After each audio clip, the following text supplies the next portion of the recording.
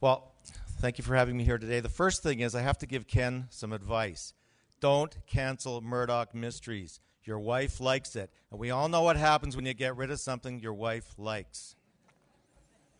I think there's a message in that. I found Tom Jenkins' presentation. I've seen him present before, and I think it was a terrific presentation. And I think he said something that's really important to all of us, and that is we have to change the engine in the car while we're driving down the highway. And he's right. We do have to do that. But we also have to make sure we don't crash into a power pole and kill ourselves doing it. So I'm mindful of the need to do both, to drive carefully, but also to change the engine in the car. And I think we're at a juncture in our industry, in the broadcasting industry and in the media industry, where we have to be thinking about that idea. Let's get over one thing right away. TV is not dead. Now, I'm not an apologist for TV, and I'm not denying what's going on around us at all. I have kids between 18 and 25, and I see how they consume media, and it's completely different than the way I consume media, and most of us consume media. There's a sea change going on. But TV is not dead yet. The recession has been a major negative factor in television. There's no question about that. But there are signs already that the recession is coming to an end, or at least being moderated, and advertising revenues are starting to come back. Globe and Mail reported the other day that Chorus was having intensive discussions with major advertising agencies about big buys. I've lived through many recessions as a broadcaster myself, and I've seen declines in advertising markets, and I've seen them come back. There are structural changes this time. There's no question about that. But I don't think the situation is as dire as people think. Specialty channels, cable channels, and for those of you outside of Canada, are doing extremely well. They're healthy, and they've been producing very high-quality Canadian content. It's a good model. TMN's had a 5% increase in their profits. That's the movie network in Canada, a subscriber service, largely on the back of drama. Nielsen reported this week, this just came out today, children in the United States between the ages of 2 and 5 are spending how many hours a week do you think in front of a TV screen? 32 hours in front of a TV screen. Kids between the ages of 6 and 11 who presumably go to school, how many hours do you think they're spending a week in front of a TV screen, according to Nielsen? 28 hours. So the TV screen is still a major source of content for young people. Now, they're in front of a TV screen. It's not all watching TV. They're using that screen for other purposes as well. But Nielsen reports that most of the activity in front of that screen is watching television. So TV ain't dead yet. Now, drama is a failure. Drama is a dead genre, we're told. Well, that's just not true. If you look at the top 10 television shows in Canada last week, 8 of them were dramas. If you look at the success of VOD, which is one of the fastest growing sectors of the cable industry, it's predicated on people viewing dramas. I know. Every Tuesday I sit down because I'm tied up on Sunday night and watch Mad Men on Rogers VOD because I'm addicted to Mad Men, a drama series that's been getting some interesting traction. Rogers still believes in scripted programming. They just invested millions of dollars, according to the newspapers today, in View Guru, which is going to produce scripted content. Granted, it's not big-budget one-hour dramas, but it's scripted drama to serve audiences using new platforms. It's a belief in scripted programming. Scripted programming will continue to be popular. The CBC, the new measurement system in Canada where people carry around these little pager devices that measure audiences, has shown drama audiences for Canadian drama have gone up significantly. The CBC's audiences for its primetime dramas are up 25 or 30% in the last couple of months. That's significant. And a show like Heartland out of Alberta pulled 1 million last week. That's not a failure. That's not a failure. Now, why do we have a Canadian broadcasting system? Well, we have a Canadian broadcasting system because we believe that Canadian content is important. Otherwise, why have it?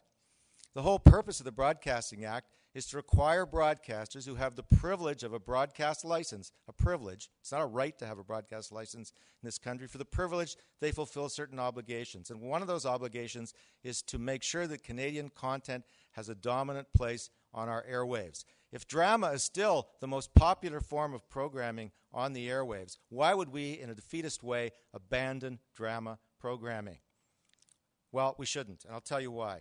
I'll give you one very simple reason right now. Canadian drama is actually having a bit of a renaissance. We've got 4 or 5 shows, Flashpoint's a good example, that are actually getting traction on American networks. They're being ordered by American networks, and they're playing on prime time in a reverse simulcast in the U.S. market. Flashpoint just got renewed by CBS.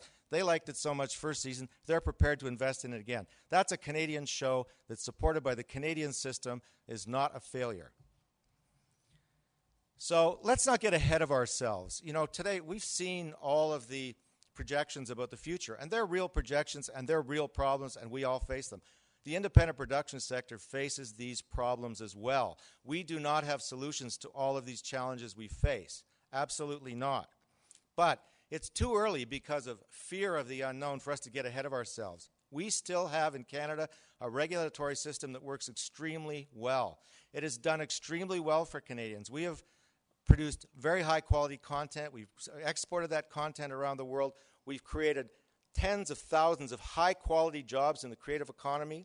We've attracted foreign production to Canada on the production base that our own domestic industries created. That is something we should not throw away out of fear.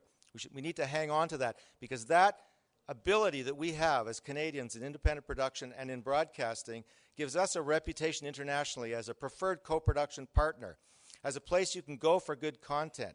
We know how to network with the world. We have a creative base of intelligent, capable, well-connected people who are going to be the core that helps to build our digital future in the digital media economy. Around the world, consumers now, because of the, Edward R. Murrow once said, a television set is just a box with wires in it, and it's nothing without content. Well, increasingly, people around the world are leaping beyond the box with wires we call a television set, and they're going to have 3G mobile devices and other means of consuming content. We must have our place as Canadians in that content environment. It's an expanding market.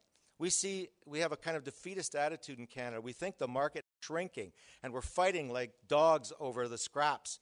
And it's become a very ugly fight in Canada, and many of you know what I'm talking about. It's really become a divisive kind of fight. I'm going to talk a little bit more about that. Why can't we see that more disposable income around the world is going to be spent on digital content as more consumers have devices that allow them to consume it? And they're going to be willing to pay for it, either through advertising or through subscription or other means, product placement. There are many different mechanisms for that.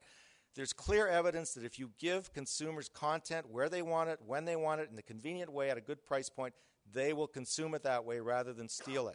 So we need to take that base we have of independent production, our broadcasting base, and build on it and try to find ways to support it, to make it stronger, to see it adapt to the future so that it can tap into those markets. We're doing that in Canada. We have something called the Canada Media Fund. It used to be called the Canadian Television Fund. Our Minister of Heritage has kind of created a forced marriage between television and interactive media. It's messy, it's challenging, it's problematic, it's difficult, it's fractious, but we are forcing a marriage, and we're taking the base we have in the television production environment, and we're connecting it with people in the interactive environment. We're learning from one another, and we're creating products that exist on multiple platforms. That's the key to success in the digital future. It has to be a managed transition. So that's why I'm arguing it's a matrix that we have now. Our industry is a complex matrix. It's a very sensitive matrix. All the pieces are important, and we need to try to preserve as much of that and build on it as we transition to the new digital future. And let's not forget another thing, culture. Culture is still important. Some people think culture is a dirty word. We don't talk about culture. Some people think we should just talk about consumers. What about citizens? What about citizens? It's more than just who will buy what and what they will pay for it. What else do we need to think about in terms of satisfying the cultural needs of our citizens? And that, to me, is an important part of the content industry, and it will be even more important in the digital future. We have a fight in Canada. It's between the cable operators and the broadcasters, and they both have really great arguments about why their side is right. But I think it's creating a significant problem, and it's changing the focus from where it should be. The focus should be on growing the future and getting a bigger piece of the pie. What we're doing now is fighting over a value proposition, and we're fighting in a public forum. And what we're doing is creating a focus of consumers on cost. We're we're forcing consumers to focus on cost. And the more we focus consumers on cost, the more both the BDUs and the broadcasters are at peril. Because if they focus on cost, they're going to start wanting to reduce cost to the bare minimum, and they're going to stop. A lot of the regulatory things that we hold dear that have kept our system going are very arcane to the average consumer. They don't understand all bundling and all those rules that we have around broadcasting. If we focus on cost, we risk all sides, BDUs and broadcasters, losing the big fight because people will start to abandon a lot of services if they think they're paying too much for them. And that's kind of the message that's getting across. Instead of talking about cost, we should focus on value. What value can we bring? What value can we bring to consumers and citizens? What value can we bring to our economic life in this country? What value can we bring to the international marketplace so that we can import jobs into this country instead of exporting jobs to other countries? So that's and I think the key to that is to have a strong independent production sector. In Britain, they realized that. In Britain, the regulator put in place a set of terms of trade rules with independent producers, something we've been arguing for in Canada, and that has had a very powerful effect in the United Kingdom. What it's done is created a stronger production sector. It's fueled massive innovation, and it's really done a lot to make British content a lot more successful in the international marketplace and even domestically.